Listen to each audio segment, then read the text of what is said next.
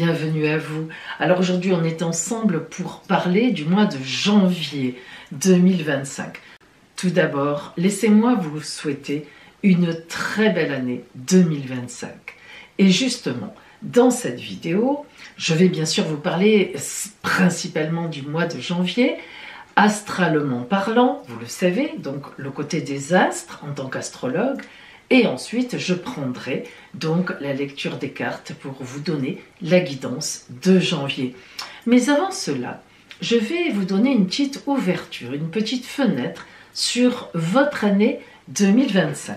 Alors, vous serez particulièrement impacté parce que vous faites partie des signes, si vous avez écouté la vidéo que j'ai sortie sur 2025, vous faites partie des signes qui seront concernés par l'arrivée, ou le premier arrivage, on va dire, de la conjonction Saturne et Neptune chez vous. Alors, cette conjonction sera très importante dans les 3 ans qui viennent, parce qu'elle va durer environ 3 ans. Elle vient, elle repart en Poisson, et puis elle reviendra définitivement donc en 2026. Mais là, c'est déjà une intrusion très importante et très impactante pour vous. Elle vous emportera sur une vague de grandes mutations déjà en 2025. Mais je vous invite à aller voir la vidéo, votre vidéo Bélier 2025 qui sortira à la mi-janvier. Et le titre que j'ai donné à votre année 2025, c'est « Le projet d'une vie ». C'est porteur quand même. Allez, concentrons-nous maintenant sur ce mois de janvier, astralement parlant. Et j'ai surnommé ce mois de janvier pour vous un projet à 2, compliqué mais sérieux. Alors tout d'abord, on a 2 aspects qui vont être importants, qui vont vous concerner évidemment. D'abord, on a la planète Mars en Lion, qui est un signe de feu comme vous, qui représente véritablement le grand bonheur, le domaine de vos bonheurs. Donc Mars rétrograde en Lion, qui va repasser d'ailleurs en janvier en Cancer, elle va retourner un petit temps vers le Cancer, est en pleine opposition à la planète Pluton en Verseau, ce qui lui donne un aspect très révolutionnaire. Alors pour vous, amis Bélier, lorsque vous êtes un peu titillé dans le bonheur, passionné, eh bien c'est d'abord très positif, mais parfois ça peut un peu partir dans tous les sens. Donc méfiez-vous quand même à ce niveau-là. Cependant, votre bonheur devrait être très éclairé les premiers jours du mois de janvier. Et en même temps, il y a aussi la planète Mercure, qui parle de nos communications fluides, de nos réflexions aussi, qui se trouvera en Sagittaire. Là aussi, c'est un magnifique signe qui vous correspond bien, puisque c'est le 3e signe de feu, qui va parler de vos contrats, de vos signatures. Et Mercure restera en Sagittaire les 10 premiers jours de janvier. Ensuite, évidemment, elle passera dans le signe suivant. Donc, on peut dire que les 10 à 15 jours de janvier, les premiers 10 à 15 jours seront extrêmement tonique, vraiment, et très porteur pour vous. Et puis on remarquera la présence de Vénus dans votre dos, en Poisson, qui va rejoindre Saturne. Et dans un second temps, ce sera en février, Neptune.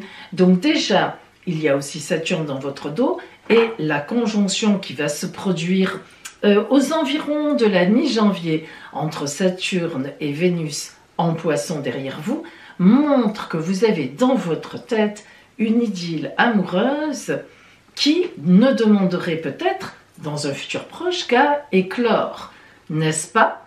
Soit vous êtes peut-être en couple, ça marche très bien, et vous avez un projet secret dans votre couple que vous n'êtes pas prête ou pas prêt encore à partager avec les autres.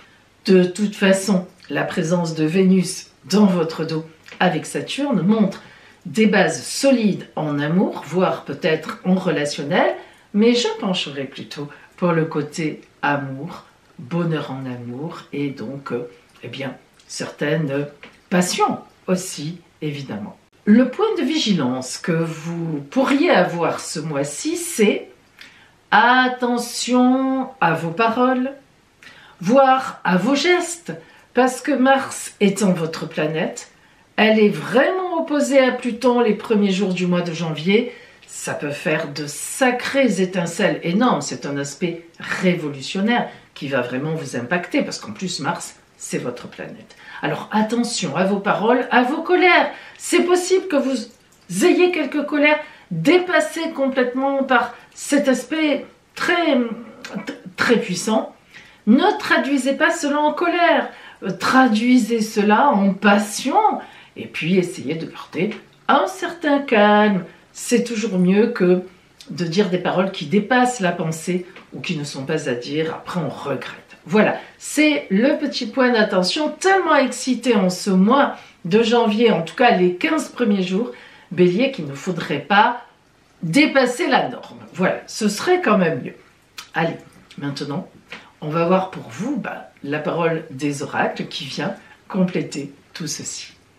Amis Bélier, nous allons voir maintenant donc pour vous la parole des oracles, ce que vous réserve la vie en janvier. Et nous commençons par l'énergie qui va vous accompagner tout au long de ce mois de janvier, l'énergie extérieure. Alors, vous avez le 5 de trèfle qui vient à vous. Carte avec beaucoup de significations. Le 5 de trèfle. La première signification de cette carte, c'est une confiance qui n'est pas facile. Elle représente une déstabilisation comme tous les 5. Trèfle, l'abondance, l'action. Et donc, si vous voulez, c'est quelque chose de compliqué parce qu'on est déstabilisé. Alors, on peut être déstabilisé par une rencontre très séduisante. C'est un peu le symbole de cette carte, l'amour. Qu'importe les enjeux et les conséquences, c'est comme ça, ça frappe. On ne s'y attend pas et on est dessous, sous son joug et on n'arrive pas à s'en sortir. Cependant, il y a une dualité importante. Vous voyez que ici est symbolisé donc peut-être que vous-même, vous n'êtes pas libre et que sur la route passe quelque chose qui vous plaît bien. Peut-être que c'est l'autre qui ne l'est pas et pourtant une idylle semble bien se créer. Alors, nous allons du coup rentrer un peu plus dans le détail parce qu'on voit que c'est pas tellement finalement ce mois de janvier pour vous, amis Bélier, matériel. C'est plutôt relationnel. Est-ce qu'il s'agit d'une relation nouvelle dans le travail, pour un projet de travail? Est-ce qu'il s'agit d'une relation amoureuse? Eh bien, j'espère que le détail va nous aider. Allez, on va voir. Il faut quand même que je vous dise que dans cette carte, il y a quand même, étant donné qu'on est sur la constellation de la Harpe, une certaine méfiance à avoir de ses propres actions. Méfiez-vous un peu de vous. Allez, c'est parti dans le détail. Allez, si l'on regarde globalement donc les cartes qui sont venues à vous dans cette lecture, nous remarquons que nous avons 4 arcanes majeurs. Vous faites partie, avec un autre signe, de ceux qui en ont le plus. Alors, on a le chariot, la grande prêtresse, aussi nommée la papesse, le jugement et le monde. Waouh, ça fait du monde, hein, c'est le cas de le dire. Nous y allons. On commence d'abord, vous avez l'habitude, par les énergies qui sont en vous en début de mois, et nous avons un sacré 2 d'épée et le chariot. 2 d'épée, dualité, combat, mais un combat équilibré. Un combat avec quelqu'un en face, avec qui je combats aussi, à mes côtés. Alors on voit bien que dans ce 2 d'épée, en vous, au début du mois de janvier, on a cette idée de combattre pour son bonheur. Combattre pour obtenir quelque chose de quelqu'un. C'est une évidence, hein, ce 2 d'épée, c'est ça. Or, le chariot, en vous aussi, montre que vous allez beaucoup bouger, qu'il y a un mouvement énorme, une inspiration du divin, donc on peut le dire, hein, un coup du destin, qui va vous mettre en route, ou vous remettre en route. C'est en vous, hein, donc en début de mois, tout de suite d'entrée de jeu, peut-être même que ça s'est fait en décembre, vous savez très bien que vous allez être obligé de bouger, il va y avoir des choses à mettre en place qui sont vraiment dures. La grande prêtresse dans votre objectif du mois, la papesse. Alors, votre objectif du mois, il est secret. Ah oui, la papesse ici, vous ne vous en ouvrez pas à tout le monde, hein, loin de là.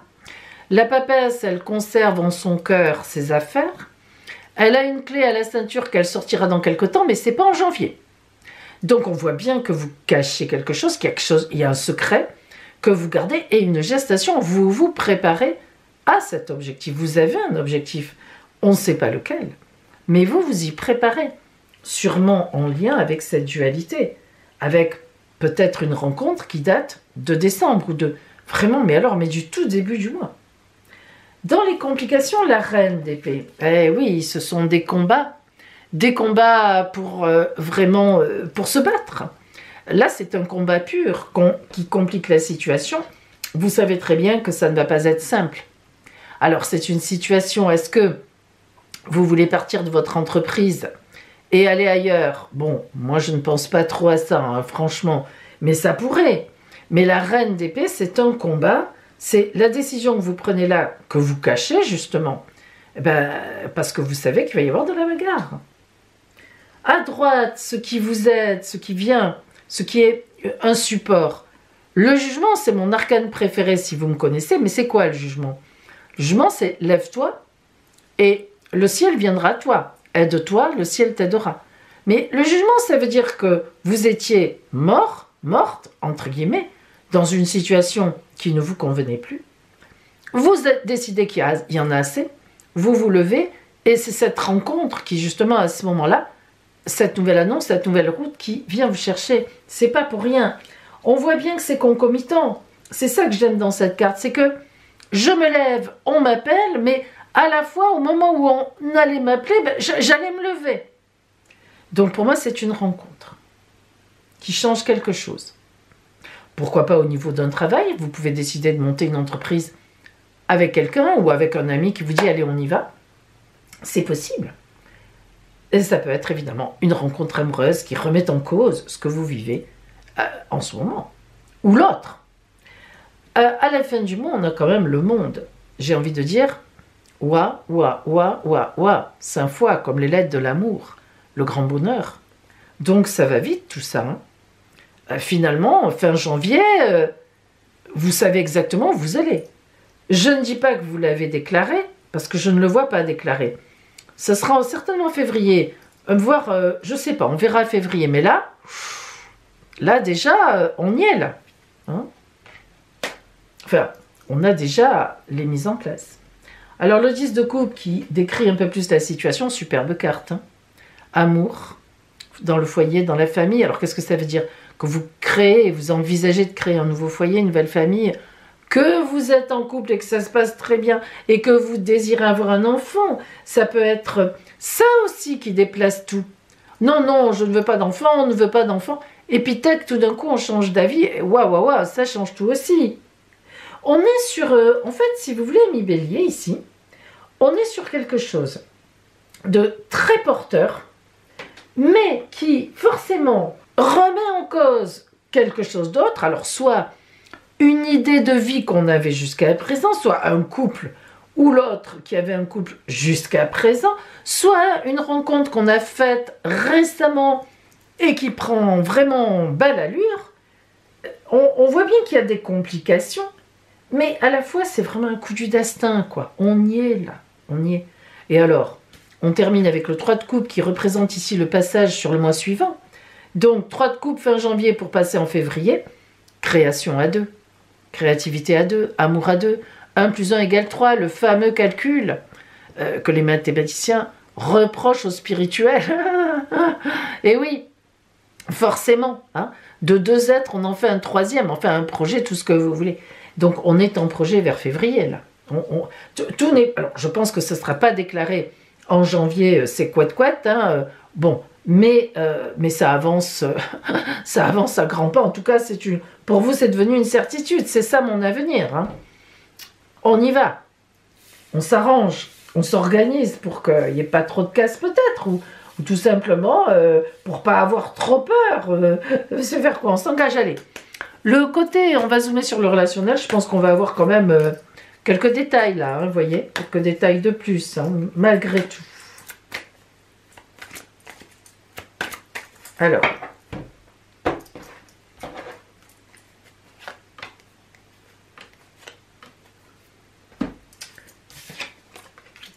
huit d'épée. 3 de denier, 6 de denier. Allez, 8 d'épée. Les 8, c'est toujours entre 2 os. Le 8 est entre le 7 et le 9. Le 7, j'ai vaincu des obstacles. Le 9, je termine l'étape pour aller vers une autre. Le 8 est au milieu. Je fais le point, je fais les mises au point. Qu'est-ce que je garde, qu'est-ce que je laisse? Un peu comme quand on fait ses valises pour un voyage. De quoi j'aurai besoin, mais qu'est-ce qui est devenu obsolète, que je vais jeter, j'en profite pour trier, etc. Et le 8 d'épée, c'est des combats. Donc on voit bien, elle est à l'envers en plus, elles sont d'ailleurs toutes les 3 à l'envers. Ça veut dire qu'on n'est pas sorti de l'auberge, comme on dit. 8 d'épée, c'est, oh là là, sacrée mise au point que je vais être obligée de faire. Sacré changement, par exemple, si vous décidez en couple d'avoir un enfant, alors que ça fait peut-être un moment que vous étiez ensemble, eh bien, il faut changer d'appartement, il faudra changer de voiture, bon, etc. Voilà, vous voyez, c'est des remises en question importantes qui sont pas simples quand même dans la tête, parce que c'est un peu intellectuel aussi les épées. C'est entouré du 3 de denier à l'envers et du 6 de denier à l'envers. 3 de denier, créativité dans l'abondance, dans le changement de vie, comment on va s'y prendre.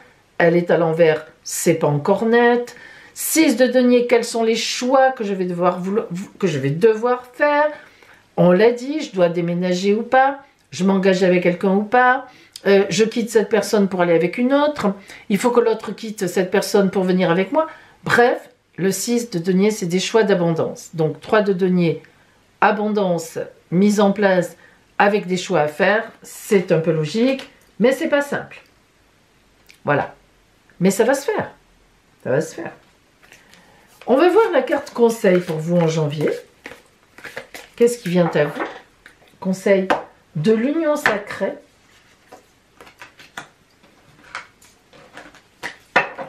Et on a la nature sauvage. Ma force animale exulte mes sens. Alors, ça veut vraiment dire quelque chose dans ce tirage-là. Hein. Ça veut dire que, enfin, comment vous dire, ma force animale, c'est le destin. J'y peux rien. Ça monte. C'est un peu comme le diable. Elle monte. Et elle me donne de l'énergie, alors que je ne savais même pas que j'avais une telle énergie. Exulte mes sens, ben oui, ça me met en mouvement. Hein. Et la nature sauvage, ben je ne sais pas où je vais. Je ne sais pas pourquoi ça me tombe dessus. Je ne sais pas pourquoi je décide qu'on ait un enfant. Je ne sais pas pourquoi j'ai fait cette rencontre qui bouleverse tout. Je ne sais pas pourquoi je veux m'engager maintenant alors que je n'ai jamais voulu. Voilà. Mais ça pousse dans le ventre et c'est comme ça.